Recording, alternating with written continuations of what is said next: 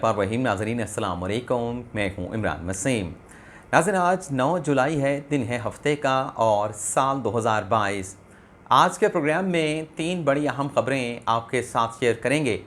पहली खबर में हम बात करेंगे आज जो लाहौर हाई कोर्ट ने एंकर इमरान रियाज ख़ान को रिहा करने का जो हुक्म दिया है।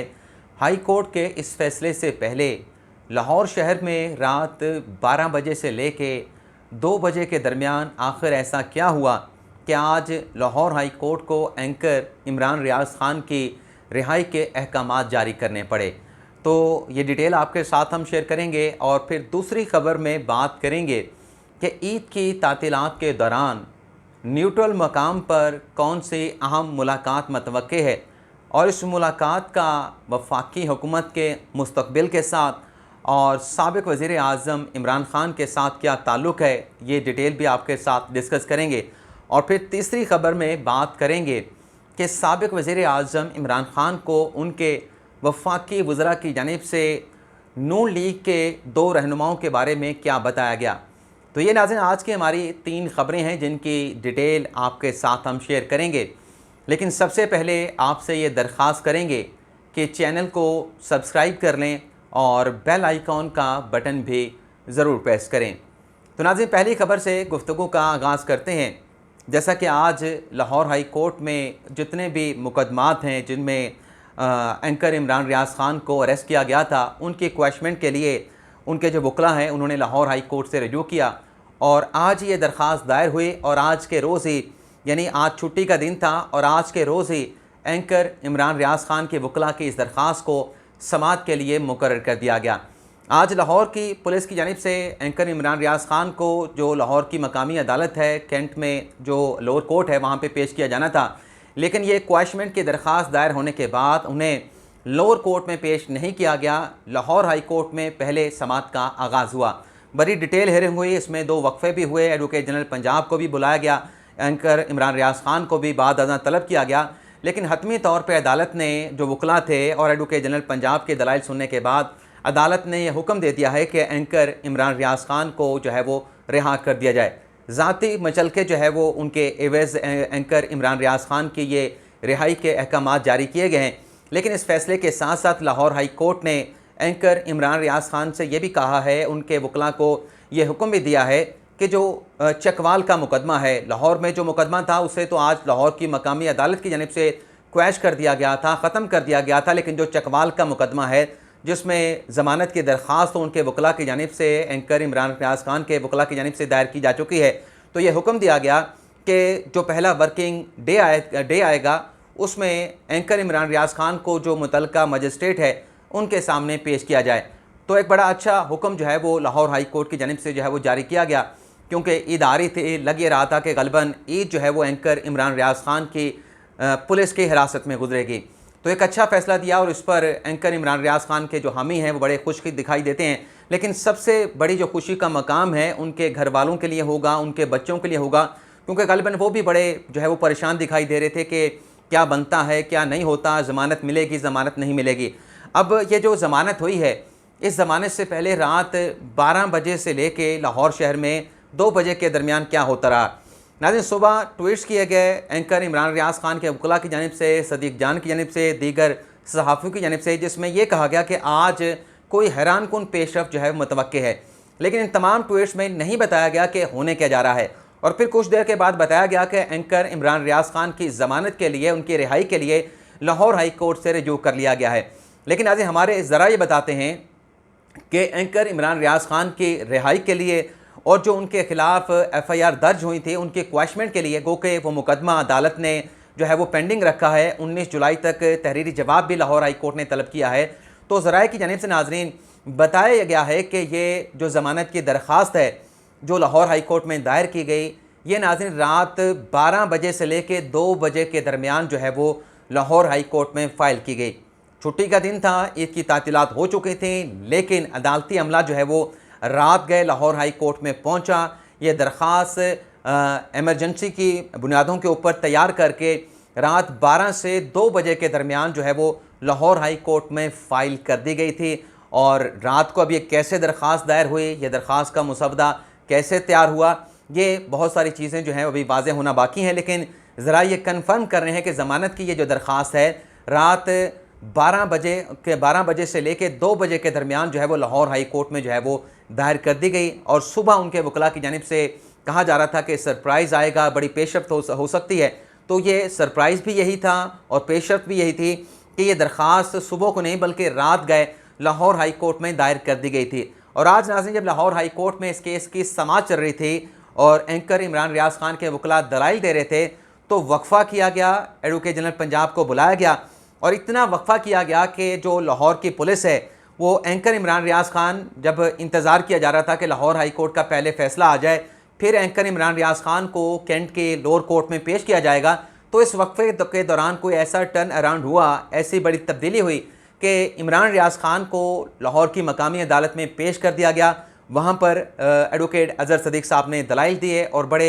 उन्होंने जारहाना अंदाज में दलाइल दिए और दलाइल सुनने के बाद जो जज साहब थे उनकी जानिब से एंकर इमरान रियाज खान के खिलाफ जो मुकदमा था, जो FIR थी, उसे क्वैश कर दिया गया और उस FIR की क्वैशमेंट के बाद फिर एंकर इमरान रियाज खान को लाहौर हाई कोर्ट में पेश किया गया, क्योंकि इस दौरान लाहौर हाई कोर्ट में एडवोकेट जनरल पंजाब पेश हो चुके थे और इस दौरान लाहौर हाई कोर्ट ने हुक्म दिया कि एंकर इमरान रियाज खान को जो है वो लाहौर हाई कोर्ट में पेश किया जाए। अच्छा, ये जो रिहाई हुई है ये भी अदालत ने यकीन दहानी लेने के बाद जो है एंकर इमरान रियाज खान से यकीन दहानी ली कि रिहा होने के बाद आप किसी किस्म का कोई मुतनाज़ा स्टेटमेंट नहीं देंगे। और भरी अदालत में जहाँ पे मीडिया भी मौजूद था, एंकर इमरान रियाज खान ने अदालत को, जस्टिस बाकिर नजवी को ये यकीन दहानी करवाई कि वो किसी किस्म का मुतनाज़ा स्टेटमेंट नहीं देंगे और फिर इस यकीन दहानी के ऊपर एंकर इमरान रियाज खान की जो रिहाई है वो मुमकिन हो सकी। अब जो दूसरी हमारी ख़बर है उसकी डिटेल आपके साथ हम डिस्कस करेंगे। जैसा कि मैंने आपको इंट्रो में बताया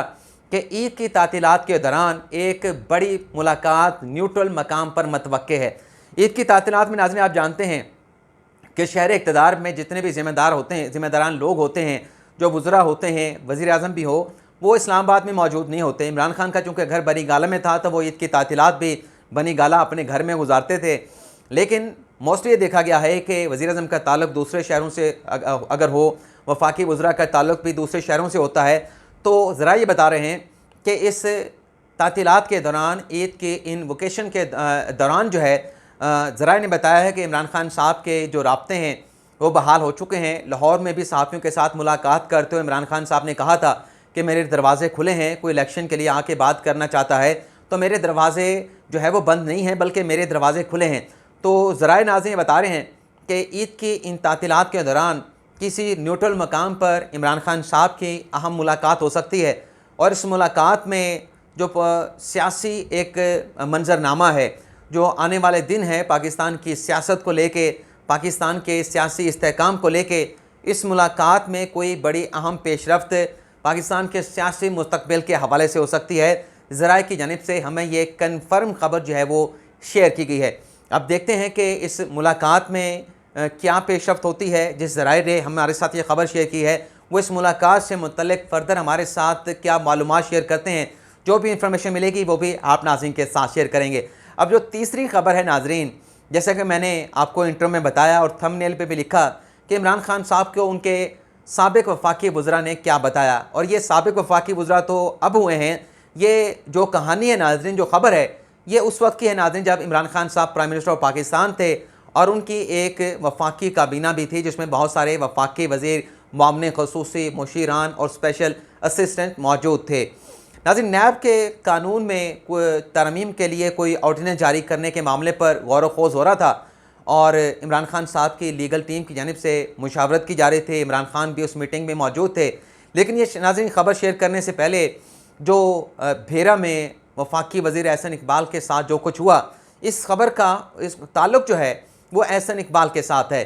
अब हमने देखा कि जो भेरा में हुआ, जहाँ पर एक फ़ैमिली की जानिब से चोर चोर की आवाज़ें बुलंद की गई और उस वहाँ पर एहसन इकबाल साहब की पोजीशन क्या थी, उन्होंने क्या रिएक्शन दिया, किस तरीके से रिएक्शन दिया, कितना उन्होंने जो है वो पेशेंट का मुजाहरा किया, ये हमारे सामने है। आज नाज़रीन इस मामले के ऊपर फवाद चौधरी साहब ने का भी एक स्टेटमेंट सामने आया जिसमें उन्होंने कहा कि अगर एहसन इकबाल साहब झूठ बोलना बंद कर दें और अगर उन्होंने बाहर निकलना है तो बुर्का पहन के निकलें, अगर बुर्का पहन के नहीं निकलेंगे तो इस तरह के आवाज़ें जो है वो लोग कसते रहेंगे और फिर उसके बाद शहबाज गिल साहब ने भी एक प्रेस कॉन्फ्रेंस की, लेकिन वो प्रेस कॉन्फ्रेंस करते हुए नाजरीन, शहबाज गिल साहब जो है नाजरीन वो पटड़ी से उतर गए। उन्होंने कहा कि किसी को चोर कहना जो है वो कोई गाली नहीं है, चोर कहना आज़ादी इजहार का जो राय का जो हक़ है उसमें आता है। और फिर ये भी कहा, बल्कि लोगों को क्योंकि उकसाते हुए कहते हुए कि आपको जहाँ पर भी हमारे सियासी मुखालफिन मिलें आप उन्हें चोर चोर कह सकते हैं, लेकिन शहबाज गिल ने कहा कि आपने चोर के अलावा उन्हें हाथ नहीं लगाना, फिज़िकली उन्हें टच नहीं करना, आपने उन्हें गाली नहीं देनी, क्योंकि गाली देना कोई अच्छी बात नहीं है, ये शहबाज गिल साहब कह रहे थे। लेकिन चोर कहना जो है कोई बुरा लफ्ज़ नहीं है। अब ये जो बात शहबाज गिल साहब कर रहे थे, दरअसल वो आवाम को उकसा रहे थे। अब पाकिस्तान नाज़रीन जो गवर्न होता है, पाकिस्तान के जो मामला चलते हैं, इमरान खान साहब भी आइन की बात करते हैं, उनके जो सियासी मुखालफिन हैं वो भी आइन की बात करते हैं। तो नाज़रीन जो आइन का आर्टिकल 14 है वो ये कहता है कि हर शख्स की अपनी एक डिग्निटी होगी, उस डिग्निटी की वो जो उसकी हुर्मत है, किसी शख्स की जो इज़्ज़त व एहतराम है, जो तकरीम है, उसको को वायलेट नहीं कर सकता। तो ये जो शहबाज गिल साहब कह रहे थे कि आप चोर कह सकते हैं, तो ये भी वो दरअसल आइन की खिलाफ वर्जी, आइन से हटकर, आइन के आर्टिकल 14 से हट के लोगों को उकसाने की कोशिश कर रहे थे, लोगों को मैसेज दे रहे थे कि आप अगर कुछ करेंगे, किसी को चोर कहेंगे तो आपके खिलाफ कोई कार्रवाई नहीं कर सकता। ये मामला जो है वो किसी कानून या आइन के डोमेन में नहीं आता। आइन इस बात की इजाज़त देता है, जबकि आइन कदगन लगाता है कि किसी की इज़्ज़त व तकरीम के ऊपर, किसी की हुर्मत पर कोई लफ्ज़ जो है वो नहीं उठाया जा सकता जब तक उनके खिलाफ किसी किस्म का कोई सबूत या शवाहिद मौजूद ना हो। अच्छा, ये जो सबूत और शवाहिद की बात है, जिस केस का सामना है एहसन इकबाल साहब को, जिसमें शाहिद खाकान अब्बासी के खिलाफ भी रेफरेंस है, मिफ्ता इस्माइल के खिलाफ भी रेफरेंस है और एहसन इकबाल के खिलाफ भी रेफरेंस है। एहसन इकबाल के खिलाफ नारोवाल स्पोर्ट्स कम्प्लेक्स का रेफरेंस है, मिफ्ता इस्माइल और शाहिद खाकान अब्बासी के खिलाफ पेट्रोलियम मिनिस्ट्री से मुतल्लिक भर्तियों करने से मुतल्लिक, अख्तियारात के नाजायज़ इस्तेमाल से मुतल्लिक, LNG के कॉन्ट्रैक्ट से मुतल्लिक केस है। तो जब नाज़रीन इमरान खान साहब की हुकूमत थी